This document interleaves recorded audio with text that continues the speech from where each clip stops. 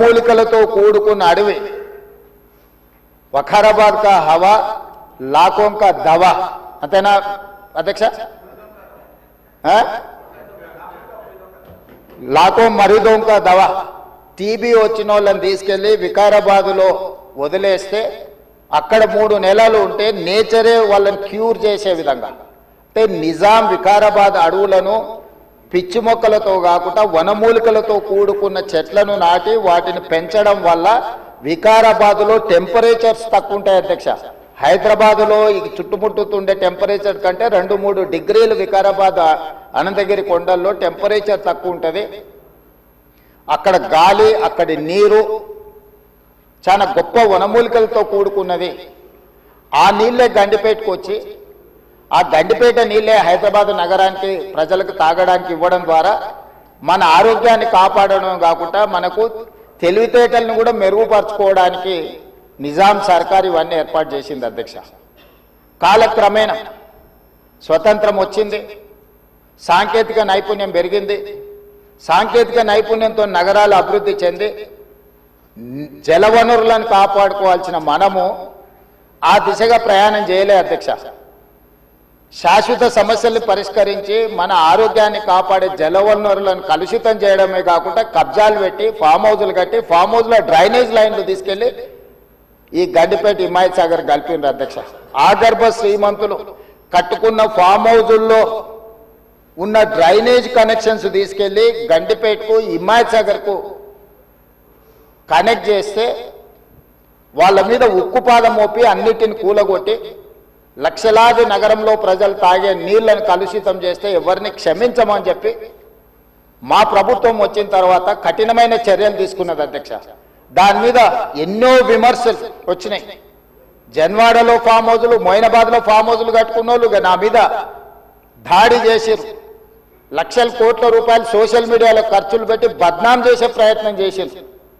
అయినా మా సంకల్పం మంచిది, పేద ప్రజలకు మేలు జరగాలన్న ఆలోచనతో ఎన్ని విమర్శలు వచ్చినా వెనక్కి తగ్గకుండా 100% ఆ కార్యక్రమాన్ని ముందుకు తీసుకెళ్లే ప్రయత్నం చేసి అదేవిధంగా మాకు వచ్చిన అవకాశాలలో ప్రపంచంలో చాలా దేశాలు తిరిగినాం అధ్యక్ష. చాలా దేశాలను చూసినాం. అభివృద్ధి చెందిన ప్రతి దేశంలో ఒక నదీ పరివాహక ప్రాంతాన్ని అభివృద్ధి చేయడమే కాకుండా వ్యాపార కేంద్రాలుగా మార్చారు.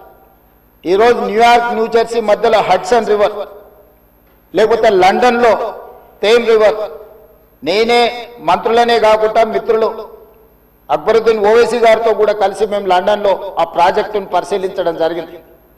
జపాన్లో చూడడం జరిగింది, సౌత్ కొరియాలో చూడడం జరిగింది, సింగపూర్ లాంటి నూతనంగా అభివృద్ధి చెందిన దేశాలను మనం పర్యటించడం జరిగింది. జర్మన్ లాంటి దేశాలు తమరు కూడా కౌన్సిల్ చైర్పర్సన్ సుఖేందర్ రెడ్డి గారు కూడా వెళ్ళి మీరు చూసి వచ్చి మీరు కూడా నాతోని మీ అనుభవాలను కొంత నాకు వివరించడం జరిగింది.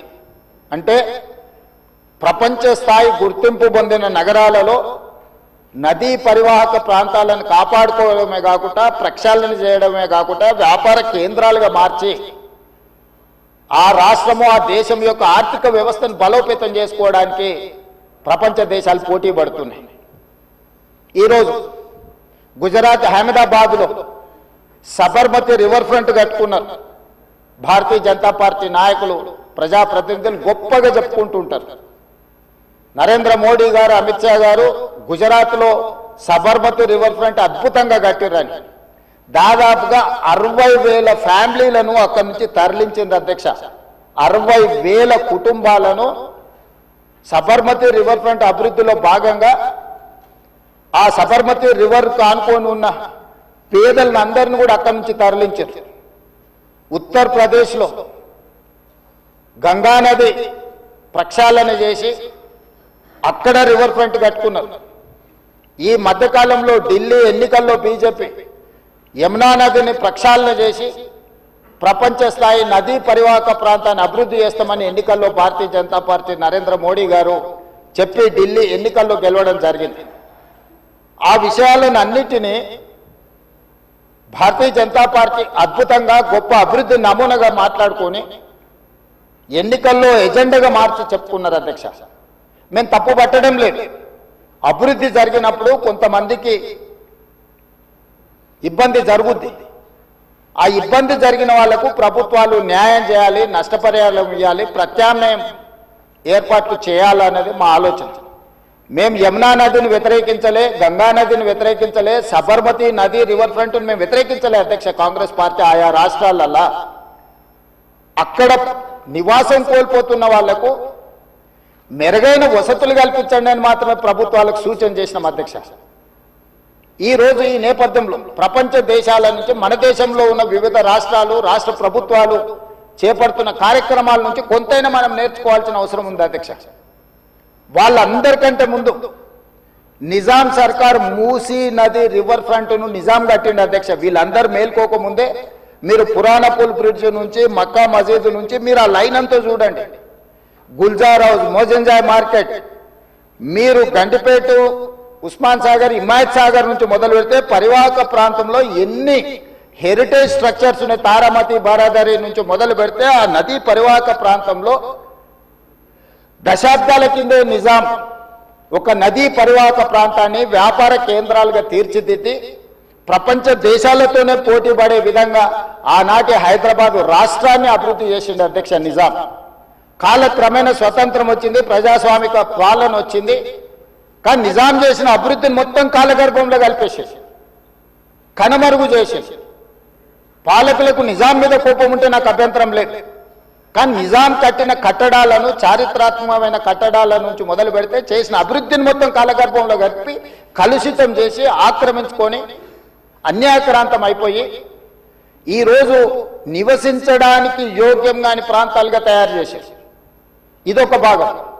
ఈ హైదరాబాదు నగరంలో ఉన్న మురికి కాలువలన్నిటినీ, కాలనీలు మొత్తం పట్టణం యొక్క మురికినంతా మూసీ నదికి కలిపేసేసి చచ్చిన శవాల నుంచి పశువుల కలేబరాల వరకు ఆ మూసీ నదిలో కలిపేయడంతో రంగారెడ్డి జిల్లా, హైదరాబాదు జిల్లా, చివరగా నల్గొండ జిల్లా ఈరోజు శిక్ష అనుభవిస్తున్నది నల్గొండ జిల్లా ప్రజల అధ్యక్ష. లక్షలాది మంది నల్గొండ జిల్లా ప్రజలు మూసీ నది పరివాహక ప్రాంతంలో చివరగా ఉండడం వల్ల రంగారెడ్డి జిల్లా, హైదరాబాదు జిల్లాలో నుంచి వచ్చిన మొత్తం మురికి కలుషితం, మనుషుల శవాల నుంచి పశువుల కలేబరాల వరకు